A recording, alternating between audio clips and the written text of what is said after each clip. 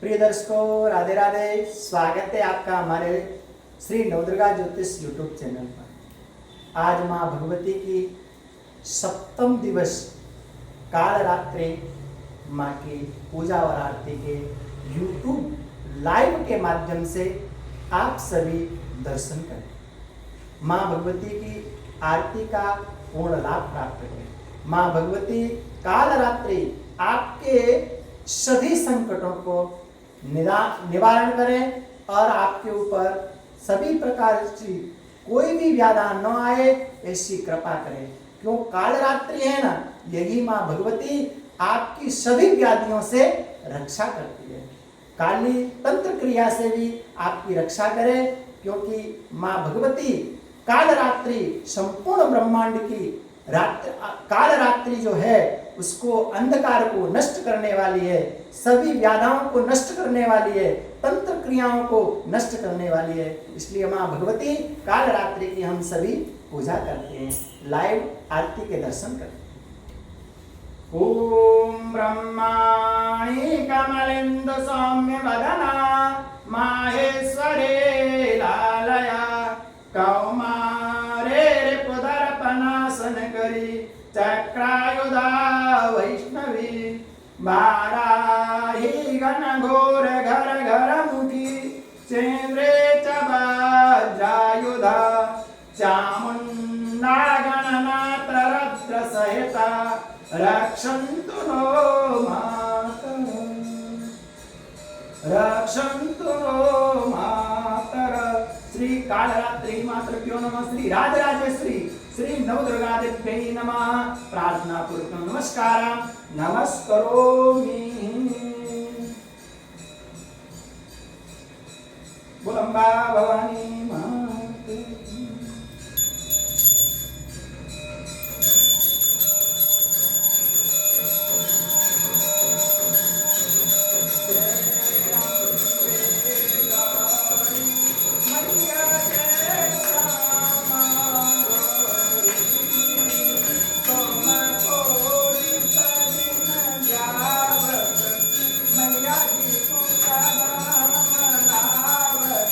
हरे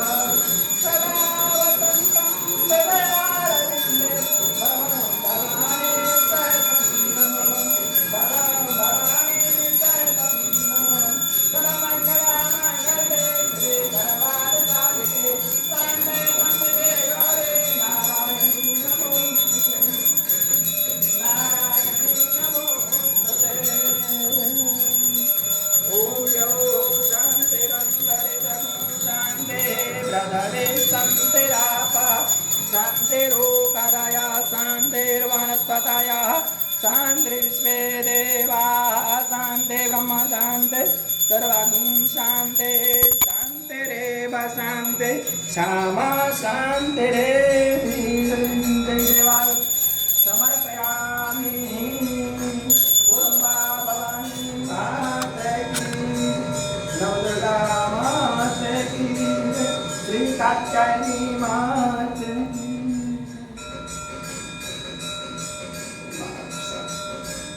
ओम मां भगवती बालक्यै नमः मंत्रपुष्पाञ्जलिं समर्पयामि हरे ओम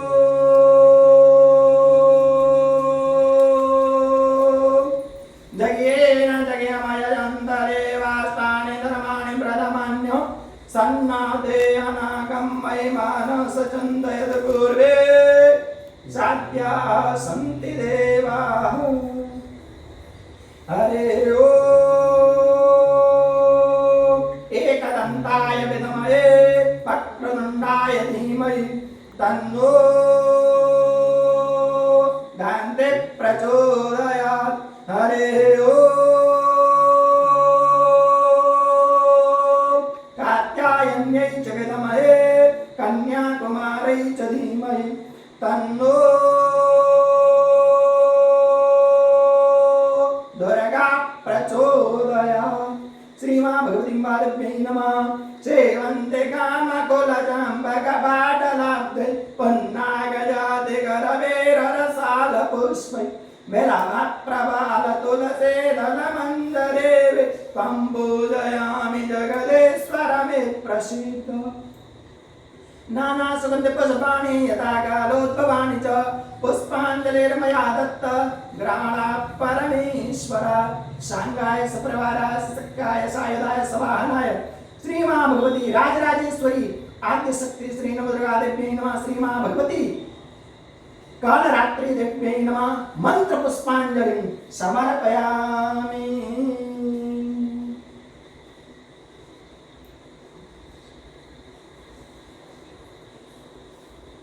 जय माता दी। आप सभी को नवरात्रि के पावन पर्व पर आज हमने देवी भागवत के बहुत ही बड़ी पवित्र बात श्रवण की, अध्ययन किया, जिसमें मां भगवती अपने भक्तों को अनेकों प्रकार का ज्ञान दे रही है। उसमें ही मां भगवती ने अपने भक्तों को एक विशेष ज्ञान दिया। सुरत नाम के राजा थे और वैश्य नाम के भी एक व्यापारी। राजा बहुत ही पवित्र आचरण करने वाला था और वैश्य बहुत ही पैसे वाला था, परंतु कंजूस बहुत था। तो मां भगवती की लीला अपरंपार है।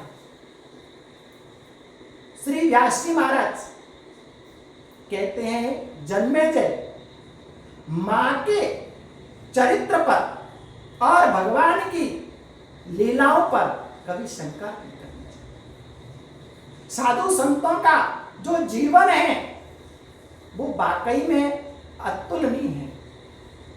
जिसको दिखता है वो हकीकत में होता नहीं है, और जो होता है वो दिखता नहीं है। संतों का पवित्र जीवन है और साधनोति परकार मिति साधु।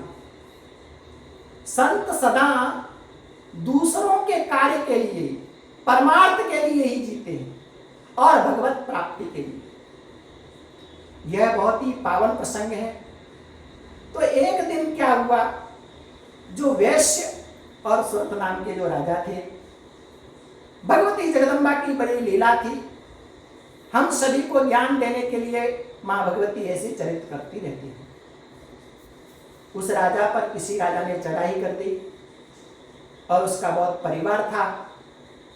सभी को परास्त होना पड़ा और परिवार राजा को छोड़ करके चला गया। बेचारा राजा दीनहीन हो गया, उसकी सहायता के लिए कोई नहीं था। इसी तरह जो वैश्य था उसका भी जीवन धन कमाने में ही लगा रहा और बाद में सभी परिवारी लोग उसके धन को हड़प करके और उसको घर से बाहर निकाल दिया। दोनों तीर्थाटन करते करते एक ऋषि के पास गए। वहां जाकर के विनती की कि हम बहुत दुखी हैं, अब हमको क्या करना चाहिए। तब ऋषि ने कहा मां भगवती की आराधना। तो वैश्य और सुरथ नाम के जो राजा थे उन्होंने मां भगवती की दिव्य आराधना की। 9 दिन तक नव पारायण किया, 9 दिन का व्रत किया और व्रत में अन्न का भक्षण नहीं किया, केवल फलाहार ही लेते थे। 9 दिन तक पूर्ण दुर्गा सप्तशती का पाठ किया और देवी भागवत का श्रवण किया उन संतों के ऋषियों के द्वारा। उसी समय 9वें दिन मां भगवती राज राजेश्वरी त्रिपुर सुंदरी देवी का प्राकट्य हुआ। सभी ने उठ करके मां भगवती का पूजन और अर्चन किया। मां भगवती ने कहा वरदान मांग लो। तो उसी समय वरदान के लिए गए। जो वरदान था सभी ने अपनी अपनी इच्छाओं के द्वारा मां भगवती के वरदान मांगा। इसी प्रकार सुरथ नाम के जो राजा थे उन्होंने पुनः राजपाट मांगा और वैश्य ने धन की प्राप्ति की। जो साधु संत ऋषि मुनि थे उन्होंने एक ही चीज मांगी कि हे मां भगवती, सदा हम आपके चरणों में निर्मल प्रीति करते रहें, आपकी भक्ति करें और भगवान नारायण के चरणों में हमारी अविरल भक्ति हो जाए। मां भगवती ने कहा आप सभी की मनोकामना पूर्ण होगी। और साथ साथ में जो सुरथ नाम का राजा था उससे कहा हे राजन, तुमने राजपाट लेने के बाद भी, प्राप्त करने के बाद भी आपने मानव सेवा नहीं की, इसलिए आपका राजपाट सब हड़प लिया गया। और उस वैश्य से कहा वैश्य, मैंने तुझे धन किस लिए दिया? उपभोग करने के लिए, लेकिन तुमने क्या किया? उस धन का संग्रह करते गए। किसके लिए? परिवार के लिए। लेकिन न कभी आपने दान किया, न कभी वो धन परमार्थ में लगाया, न कभी यज्ञ किए, न साधु संतों को दक्षिणा दी, न जरूरत लोगों को आपने धन का सदुपयोग किया। इसलिए हमेशा याद रखना चाहिए मानव जीवन में ये जो शरीर है ना वो हमारा नहीं है, ये परमात्मा का दिया हुआ शरीर है। हम केवल भाड़े के मकान में रहते हैं, इतना ही याद रखना। यानी कि हम किराए के मकान में रहते हैं। मालिक कब आकर के इस मकान को खाली करा दे आपको पता भी नहीं चलेगा। इससे बेहतर है हम जो इस मकान में रह रहे हैं इस मकान में हम परमार्थ करें, संतों की सेवा करें, तीर्थाटन करें और हम जिस देव को, जिस इष्ट को मानते हैं उसका अविरल अखंड जप करते रहें। अगर हम नारायण को मानते हैं तो नारायण नारायण नारायण नारायण सदा सोते उठते बैठते जगते पीते खाते चलते फिरते सदा यही नाम जपते रहें। यदि हम कृष्ण को मानते तो कृष्ण का नाम, यदि हमारी भक्ति हमारा प्रेम भगवान राम में है तो राम राम राम राम करते रहो। यदि हमारी पराध्या भगवान कृष्ण की, जो कृष्ण का जो शरीर है वो 2 है लेकिन आत्मा राधा और कृष्ण की एक है, तो राधा का नाम भी हम जप करते हैं, कर सकते हैं। राधा राधा राधा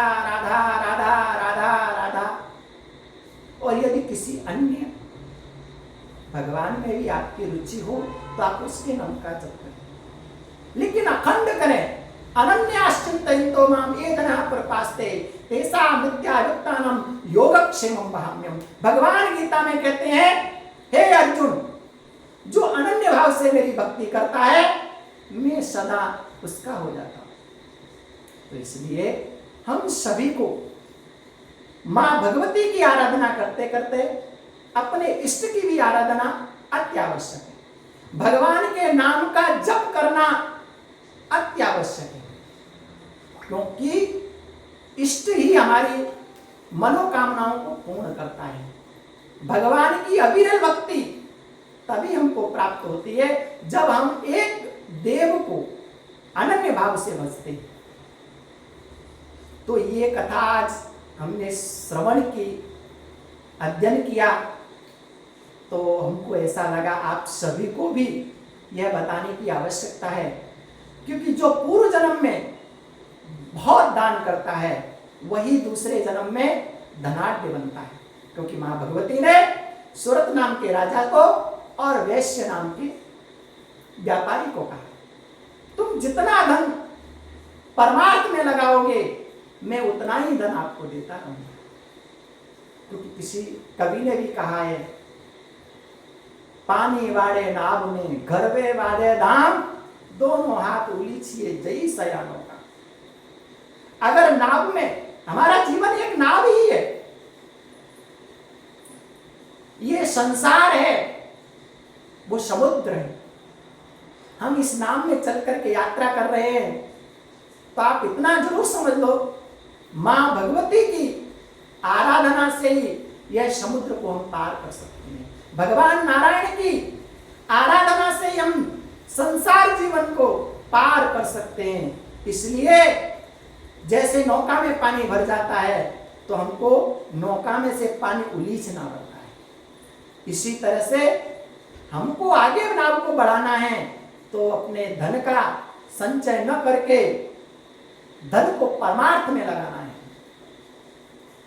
इन्हीं शब्दों के द्वारा आप सभी को यही बता रहे हैं कि दिन में उठते बैठते जागते सोते खाते पीते चलते उठते बैठते केवल अपने इष्ट का स्मरण करो, अनन्य भाव से करो, क्योंकि नाम जप के लिए भी कोई विधान नहीं है।